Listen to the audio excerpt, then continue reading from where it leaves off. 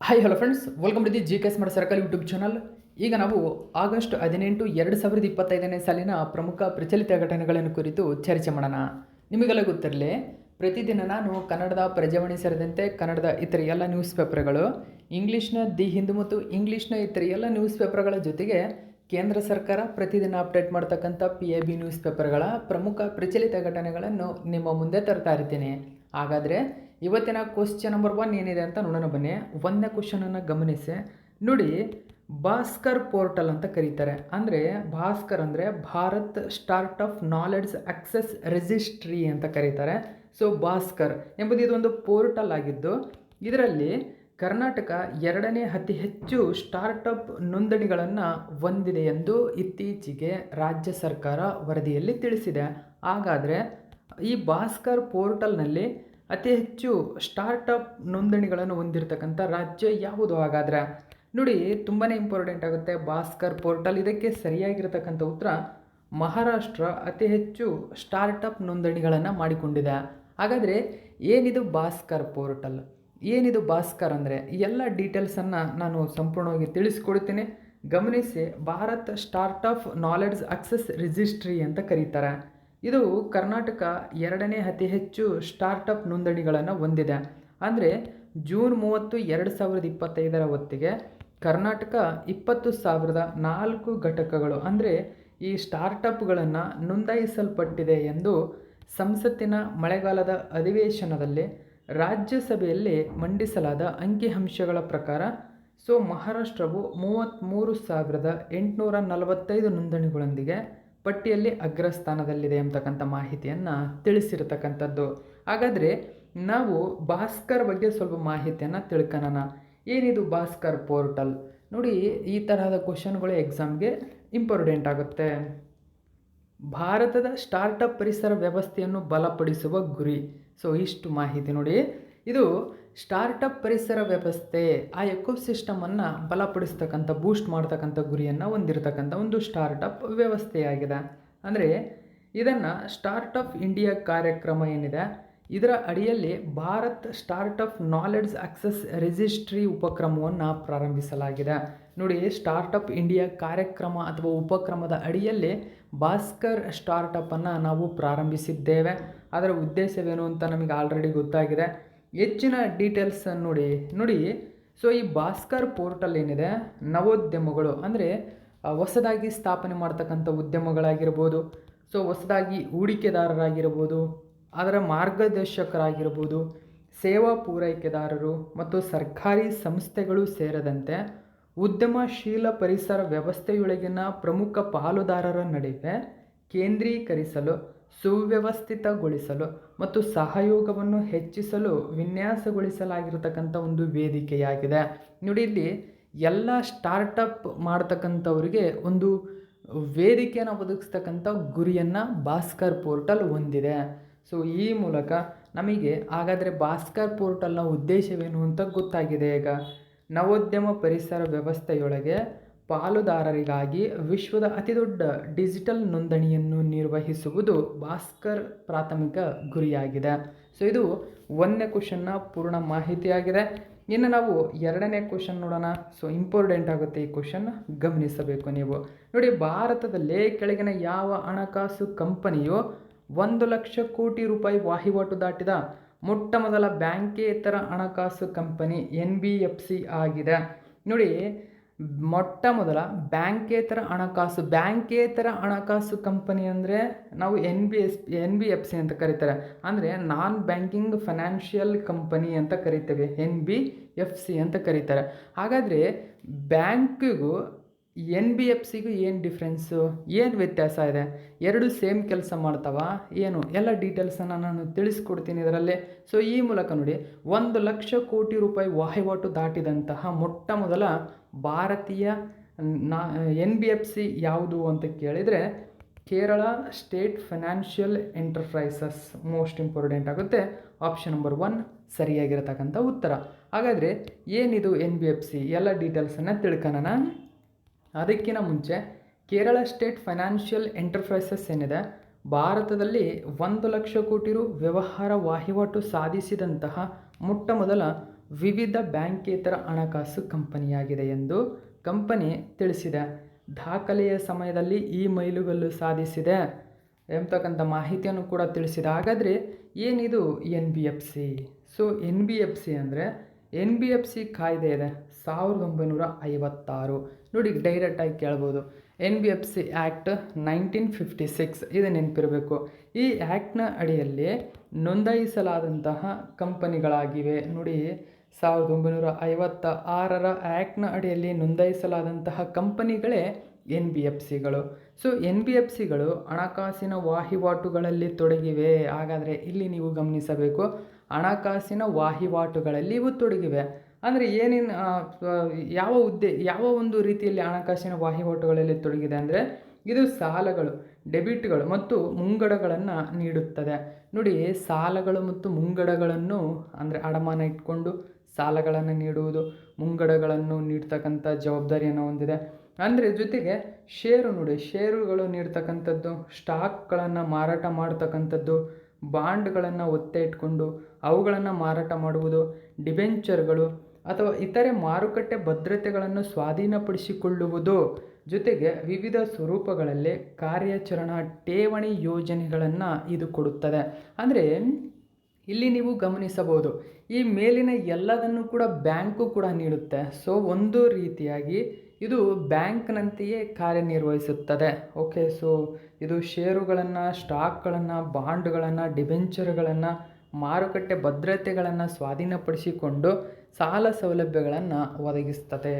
Okay, so ಜೊತೆಗೆ ಇದು ನೋಡಿ, ಇದು ತುಂಬಾ ಇಂಪಾರ್ಟೆಂಟ್ ಆಗುತ್ತೆ. ಇದು ನೋಡಿ ಬ್ಯಾಂಕ್ನಂತೆ ಕೃಷಿ ಚಟುವಟಿಕೆ ಆಗಿರ್ಬೋದು, ಕೈಗಾರಿಕಾ ಚಟುವಟಿಕೆ ಆಗಿರ್ಬೋದು, ಯಾವುದೇ ಸರಕುಗಳ ಖರೀದಿ ಅಥವಾ ಮಾರಾಟ ಅಂದರೆ ಸೆಕ್ಯುರಿಟೀಸ್ ಹೊರತುಪಡಿಸಿ ಅಥವಾ ಯಾವುದೇ ಸೇವೆಗಳನ್ನು ಒದಗಿಸುವುದು ಮತ್ತು ಸ್ಥಿರ ಆಸ್ತಿಯ ಮಾರಾಟ ಆಗಿರ್ಬೋದು, ಅದರ ಖರೀದಿ ಆಗಿರ್ಬೋದು, ಅದರ ನಿರ್ಮಾಣ ಆಗಿರ್ಬೋದು, ಈ ತರಹದ ಪ್ರಮುಖ ವ್ಯವಹಾರವಾಗಿ ಹೊಂದಿರುವ ಯಾವುದೇ ಸಂಸ್ಥೆಯನ್ನು ಇದು ಒಳಗೊಂಡಿರುವುದಿಲ್ಲ. ನೋಡಿ ಎಷ್ಟು ಮಾಹಿತಿ ನಿಮಗೆ ನೆನಪಿರಬೇಕು. ಇದು ಬ್ಯಾಂಕ್ ಕಾರ್ಯನಿರ್ವಹಿಸುತ್ತದೆ ಇಲ್ಲಿ. ಆದರೆ NBFCಗಳು ಈ ಕಾರ್ಯವನ್ನು ಮಾಡುವುದಿಲ್ಲ. ಆದರೆ ಸೆಕ್ಯುರಿಟೀಸ್ ಹೊರತುಪಡಿಸಿ ಸೆಕ್ಯುರಿಟೀಸ್ ಕಾರ್ಯ ಮಾಡುತ್ತೆ, ಇದು ನೆನಪಿರಬೇಕು. ಜೊತೆಗೆ ಈ NBFCಗಳ ಕಾರ್ಯಗಳನ್ನು ಕಾರ್ಪೊರೇಟ್ ವ್ಯವಹಾರಗಳ ಸಚಿವಾಲಯ ಮತ್ತು ಭಾರತೀಯ reserve bank, okay, so RBI ಇದು ಎರಡೂ ಕೂಡ ನಿರ್ವಹಿಸುತ್ತವೆ. ಸೊ ಅಂದರೆ ಕಂಟ್ರೋಲ್ ಇದರ NBFCಗಳ ನಿಯಂತ್ರಕ ಯಾರು ಅಂತಂದರೆ RBI, ಇದು ನೆನಪಿರಬೇಕು ನಿಮಗೆ. ಸುಮಾರು ಸರಿ ಎಕ್ಸಾಮಲ್ಲಿ ಕೇಳಿದ್ದಾರೆ. NBFCಗಳ ನಿಯಂತ್ರಕ RBI, ಜೊತೆಗೆ ಕಾರ್ಪೊರೇಟ್ ವ್ಯವಹಾರಗಳ ಸಚಿವಾಲಯದ ಅಂಡರಲ್ಲಿ ಇವು ಕಾರ್ಯನಿರ್ವಹಿಸುತ್ತವೆ.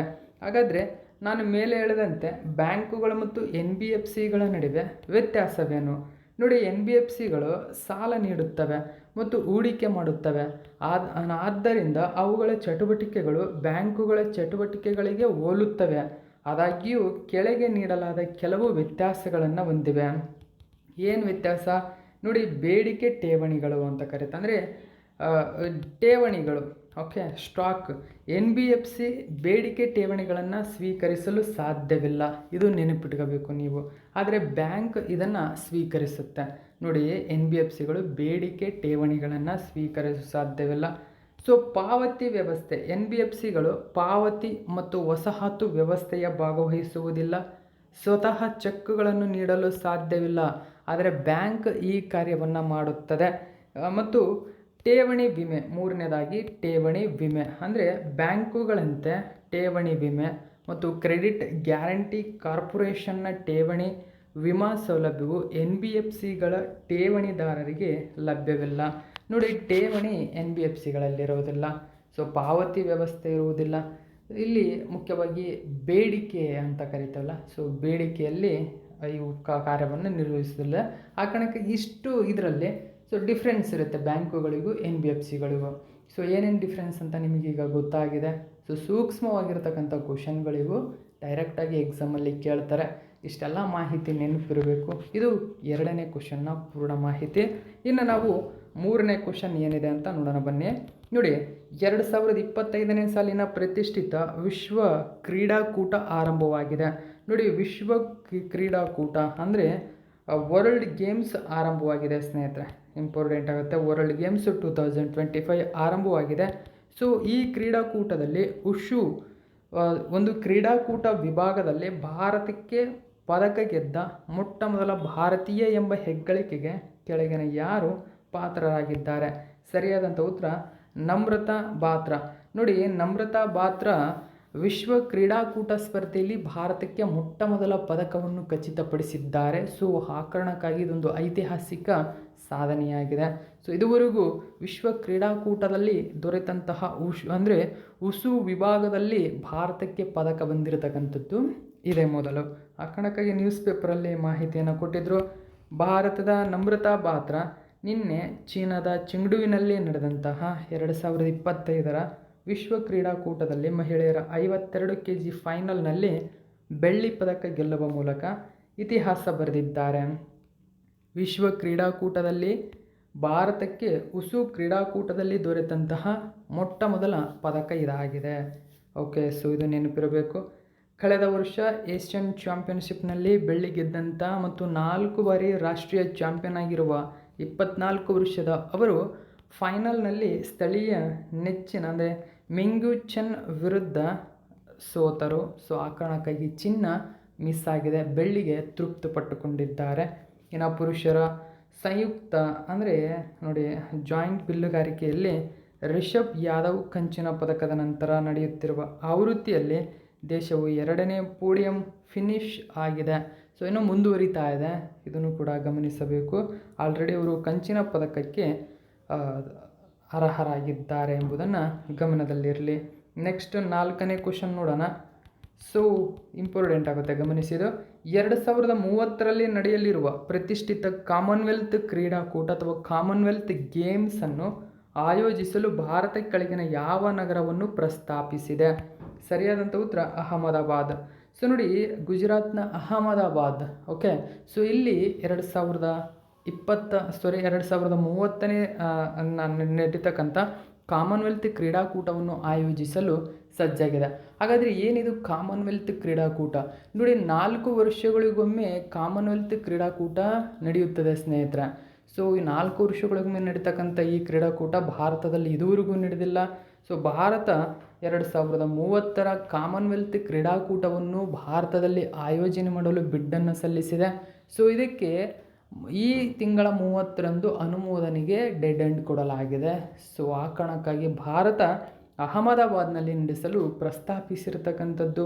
ಸೊ ಇದು ತುಂಬಾ ಇಂಪಾರ್ಟೆಂಟ್ ಕ್ವಶನ್. ಇದು 2030ರ ಕಾಮನ್ವೆಲ್ತ್ ಕ್ರೀಡಾಕೂಟವನ್ನು ಆಯೋಜಿಸಲು ಭಾರತವು ಅಹಮದಾಬಾದ್ ನಗರವನ್ನು ಪ್ರಸ್ತಾಪಿಸಿದೆ. ಭಾರತೀಯ ಒಲಿಂಪಿಕ್ ಸಂಸ್ಥೆ ಈ ಬಿಡ್ಡನ್ನು ಔಪಚಾರಿಕವಾಗಿ ಅನುಮೋದಿಸಿದೆ ಎಂದು ವರದಿಯಾಗಿದೆ. ನೋಡಿ, ಈ ಬಿಡ್ಡನ್ನು ಅನುಮೋದಿಸಿದೆ.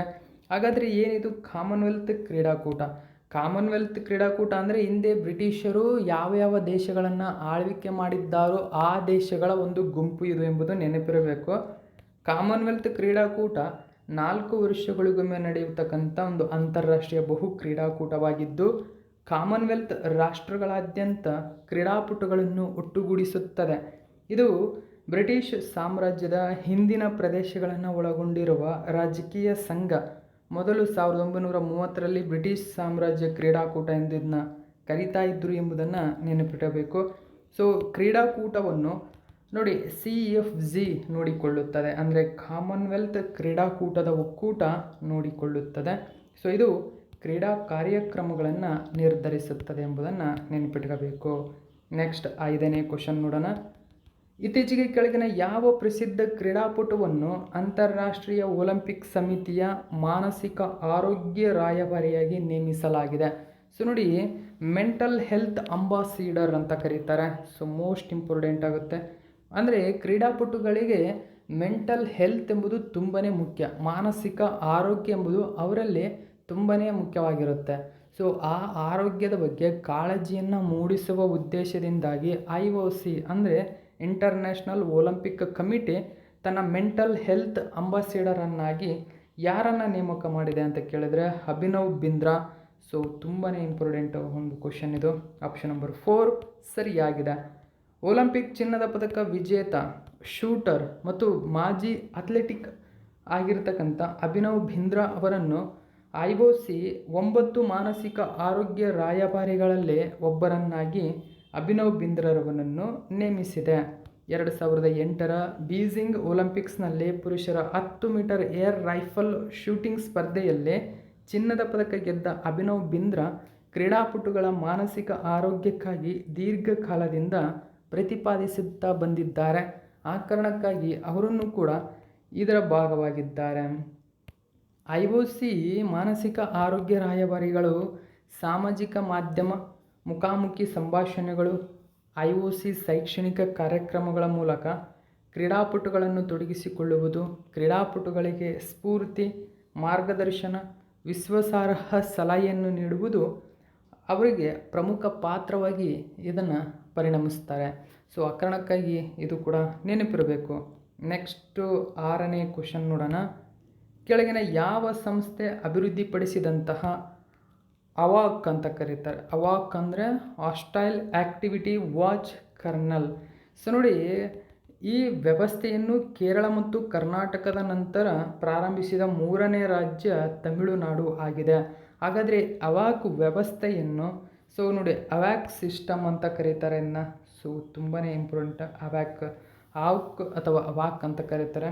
ಆವ್ಕ್ ಸಿಸ್ಟಮ್ ಇದನ್ನು ಮೊಟ್ಟ ಮೊದಲ ಬಾರಿಗೆ ಕೇರಳ ಅಳವಡಿಸಿಕೊಳ್ತು. ತದನಂತರ ನಮ್ಮ ಕರ್ನಾಟಕ ಅಳವಡಿಸಿಕೊಳ್ತು. ಈಗ ತಮಿಳುನಾಡು ಈ ವ್ಯವಸ್ಥೆಯನ್ನು ಅಳವಡಿಸಿಕೊಂಡಿದೆ. ಏನಿದು ಅವಾಕ್? ಇದರ ಸಂಪೂರ್ಣ ಡೀಟೇಲ್ಸನ್ನು ತಿಳ್ಕೊಳ್ಳೋಣ. ಹಾಗಾದರೆ ಈ ಅವಾಕನ್ನು ಅಭಿವೃದ್ಧಿಪಡಿಸಿದಂತಹ ಒಂದು ಸಂಸ್ಥೆ ಯಾವುದು ಅಂತ ಕೇಳಿದರೆ ನೋಡಿ, ಆಪ್ಷನ್ ನಂಬರ್ 3 ಸರಿಯಾಗಿದೆ. ನೋಡಿ, wild life trust of India ಇದನ್ನು ಅಭಿವೃದ್ಧಿಪಡಿಸಿದೆ. ಏನಿದು? ತಮಿಳುನಾಡು ಅರಣ್ಯ ಇಲಾಖೆಯು ನೋಡಿ ಹಗೆತನದ ಚಟುವಟಿಕೆ ವಾಚ್ ಕರ್ನಲ್ ಅನ್ನು ಪ್ರಾರಂಭಿಸಿದೆ. ಪೊಲೀಸರು ಬಳಸುವ ಅಪರಾಧ ಮತ್ತು ಕ್ರಿಮಿನಲ್ ಟ್ರ್ಯಾಕಿಂಗ್ ನೆಟ್ವರ್ಕ್ ಮತ್ತು ಸಿಸ್ಟಮ್ಸ್ನಂತೆಯೇ ಕೇಂದ್ರೀಕೃತ ಅರಣ್ಯ ಮತ್ತು ವನ್ಯಜೀವಿ ಅಪರಾಧ ನಿರ್ವಹಣಾ ವ್ಯವಸ್ಥೆಯಾಗಿದೆ ಇದು. ಹಾಗಾದರೆ wildlife trust of India ಅಭಿವೃದ್ಧಿಪಡಿಸಿದಂತಹ ಅವಾಕ್ ಅನ್ನು ಕಾರ್ಯಗತಗೊಳಿಸಿದ ಕೇರಳ ಮತ್ತು ಕರ್ನಾಟಕದ ನಂತರ ತಮಿಳುನಾಡು 3ನೇ ರಾಜ್ಯವಾಗಿದೆ. ಒಡಿಶಾ ಈ ವ್ಯವಸ್ಥೆಯನ್ನು ಅಳವಡಿಸಿಕೊಳ್ಳುವ ಪ್ರಕ್ರಿಯೆಯಲ್ಲಿದೆ. ನೈಜ ಸಮಯದ ದತ್ತಾಂಶ ವಿಶ್ಲೇಷಣೆ, ಕ್ಷೇತ್ರದ ವರದಿ, ತ್ವರಿತ ಪ್ರತಿಕ್ರಿಯೆಯ ಮೂಲಕ ಅವಾಕ್ ವನ್ಯಜೀವಿ ಅಪರಾಧ ನಿಯಂತ್ರಣ, ಅರಣ್ಯ ಕಣ್ಗಾವಲು, ಅಳಿವಿನಂಚಿನಲ್ಲಿರುವ ಪ್ರಭೇದಗಳ ರಕ್ಷಣೆ ಇದಕ್ಕಾಗಿ ಸಹಾಯ ಮಾಡುವ ಉದ್ದೇಶದಿಂದ wild life trust of India ಇದನ್ನು ಪ್ರಾರಂಭಿಸಿದೆ. ಸೊ ಇದರ ಉದ್ದೇಶವೇನು ಅಂತ ಈಗ ನಿಮಗೆ ಗೊತ್ತಾಗಿದೆ. ಯಾರು ಅಭಿವೃದ್ಧಿಪಡಿಸಿದ್ದಾರೆ, ಯಾವ ದೇಶಗಳು ರಾಜ್ಯಗಳು ಇದನ್ನು ಅಳವಡಿಸಿಕೊಂಡಿವೆ ಅಂತ ನಿಮಗೀಗ ಗೊತ್ತಾಗಿದೆ. ಓಕೆ, ನೆಕ್ಸ್ಟ್ 7ನೇ ಕ್ವಶನ್ ನೋಡಿ. ಅಂತಾರಾಷ್ಟ್ರೀಯ ಮಾಸ್ಟರ್ ಆಗಿರತಕ್ಕಂಥ ಅರ್ತೂರ್ ದೇವ್ಥ್ಯಾನ್ ಅಂತ ಕರೀತಾರೆ. ನೋಡಿ, ಅರ್ತೂರ್ ದೇವ್ಥ್ಯಾನ್ ಅವರನ್ನು ಸೋಲಿಸುವ ಮೂಲಕ ಭಾರತದ 89ನೇ ಗ್ರ್ಯಾಂಡ್ ಮಾಸ್ಟರ್ ಎಂಬ ಹೆಗ್ಗಳಿಕೆಗೆ ಕೆಳಗಿನ ಯಾರು ಪಾತ್ರರಾಗಿದ್ದಾರೆ? ನೋಡಿ, ಇದೀಗ ಭಾರತದ 89ನೇ ಗ್ರ್ಯಾಂಡ್ ಮಾಸ್ಟರ್ ಯಾರು ಅಂತಂದರೆ ಆಪ್ಷನ್ ನಂಬರ್ ಸಿ ಸರಿಯಾಗಿದೆ. ರೋಹಿತ್ ಕುಮಾರ್ ಎಸ್ ಅಥವಾ ರೋಹಿತ್ ಕೃಷ್ಣ ರೋಹಿತ್ ಕೃಷ್ಣ ಅಥವಾ ರೋಹಿತ್ ಕೃಷ್ಣ ಎಸ್ ಇವರು ಭಾರತದ 89ನೇ ಗ್ರ್ಯಾಂಡ್ ಮಾಸ್ಟರ್ ಆಗಿದ್ದಾರೆ. ಇವರು ಅಂತಾರಾಷ್ಟ್ರೀಯ ಗ್ರ್ಯಾಂಡ್ ಮಾಸ್ಟರ್ ಆಗಿರತಕ್ಕಂಥ ಅರ್ತೂರ್ ದೇವ್ಥಾನ್ ಅವರನ್ನು ಸೋಲಿಸಿ ಈ ಸಾಧನೆಯನ್ನೇ ಪಾತ್ರರಾಗಿದ್ದಾರೆ. ಮಂಗಳವಾರ ಕಜಕಿಸ್ತಾನ್ನಲ್ಲಿ ನಡೆದಂತಹ ಅಲ್ಮಾಟಿ ಮಾಸ್ಟರ್ಸ್ ಕೊನೆಯು ಕಪ್ನಲ್ಲಿ ಅಂತಿಮ ಗ್ರ್ಯಾಂಡ್ ಮಾಸ್ಟರ್ ನಾರ್ಮ್ ಮಾಡಿದ ನಂತರ ರೋಹಿತ್ ಕೃಷ್ಣ ಎಸ್ ಭಾರತದ 89ನೇ ಗ್ರ್ಯಾಂಡ್ ಮಾಸ್ಟರ್ ಆಗಿದ್ದಾರೆ. ಈ ಬಾರಿ ಅವರು 9 ಅಂಕಗಳನ್ನು ಗಳಿಸಿ ನೋಡಿ 2500 ರೇಟಿಂಗ್ಗಳನ್ನು ಮೀರಿದ್ದಾರೆ. ಈ ಗೌರವವನ್ನು ಪಡೆಯಲು ಅವರು ಅರ್ತೂರ್ ದೇವ್ಥಾನ್ ಅವರನ್ನು ಸೋಲಿಸಬೇಕಾಯಿತು. ಹಾಗಾದರೆ ಕಳೆದ ತಿಂಗಳು ದಿವ್ಯಾ ದೇಶ್ಮುಖ್ ಏನಿದ್ದಾರೆ ಫಿಡೆ ಮಹಿಳಾ ವಿಶ್ವಕಪ್ಪನ್ನು ಫೈನಲ್ನಲ್ಲಿ ಟ್ರೈ ಬ್ರೇಕರ್ಗಳ ಮೂಲಕ ಸೋಲಿಸುವ ಮೂಲಕ ಅಲ್ಲಿ ಗೆದ್ದ ನಂತರ ಭಾರತದ 88ನೇ ಗ್ರ್ಯಾಂಡ್ ಮಾಸ್ಟರ್ ಆದರೂ ಯಾರು? ದಿವ್ಯಾ ದೇಶ್ಮುಖ್ ಭಾರತದ 88ನೇ ಗ್ರ್ಯಾಂಡ್ ಮಾಸ್ಟರ್ ಇವರು. ಹಾಗಾದರೆ ಏನಿದು grand master? So grand master ಅಂದ್ರೇನು ನೋಡಿ, ಗ್ರ್ಯಾಂಡ್ ಮಾಸ್ಟರ್ ಎಂಬುದು ಚೆಸ್ ಆಟಗಾರನೊಬ್ಬ ಸಾಧಿಸಬಹುದಾದ ಅತ್ಯುನ್ನತ ಪ್ರಶಸ್ತಿ ಅಥವಾ ಶ್ರೇಯಾಂಕ. ಅಂತಾರಾಷ್ಟ್ರೀಯ ಚೆಸ್ ಫೆಡರೇಷನ್ ಫಿಡೆ ಫ್ರೆಂಚ್ ಸಂಕ್ಷಿಪ್ತ ರೂಪವಾದ ಫಿಡೆ ಇಂಟರ್ನ್ಯಾಷನಲ್ ಡೇಸ್ ಎಕ್ಸಸ್ನಿಂದ ಬಂದಿದೆ ಅದು. ಸೊ ಫೆಡರೇಷನ್ನಿಂದ ನೀಡಲಾಗುತ್ತದೆ. ಇದು ಸ್ವಿಟ್ಜರ್ಲೆಂಡಿನ ಲೌಸೆನ್ನೆಯಲ್ಲಿ ಪ್ರಧಾನ ಕಚೇರಿಯನ್ನು ಹೊಂದಿರುವ ಜಾಗತಿಕ ಆಡಳಿತ ಮಂಡಳಿಯಾಗಿದೆ. ಓಕೆ, ಇದು ಪೂರ್ಣ ಆಯಿತು ಮಾಹಿತಿ ಅಂತ ತಿಳ್ಕೊಂಡಿದ್ದೀನಿ. ನೆಕ್ಸ್ಟ್ 8ನೇ ಕ್ವಶನ್ ನೋಡಿ.